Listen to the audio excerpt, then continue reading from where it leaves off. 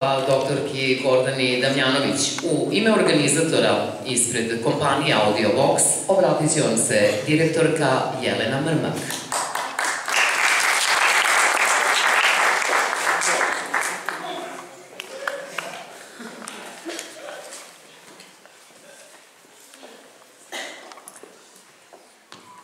Dragi domaćini, dragi prijatelji, dragi gosti i učesnici današnjeg skupa, dobar dan.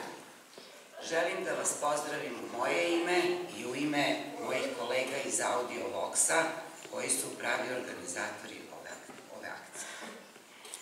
Radeći svakodnevno sa osobama oštećenog sluha, došli smo do zaključka da je neophodno i potrebno da u Međunarodnoj nedelji gluvih i nagluvih skrenemo pažnju zajednice na potrebe osoba oštećenog sluha. Želeli smo da jedan dan u godini učinimo lepšim i zanimljivijim za decu koja su se ovde okupila. I evo, ovo je 8. godina za redom da u tome uspevamo.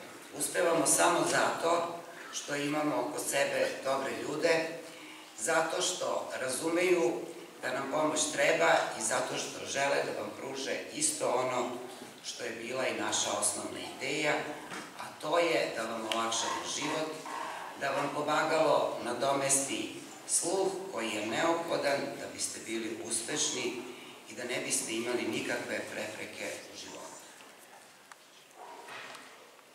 Evo nas danas u Kragujevcu, u srcu Šumadije, u jednom od najlepših gradova Srbije, u gradu sa bogatom, prebogatom istorijom. Danas ćemo ovde imati jedan veoma lep i zanimljiv program.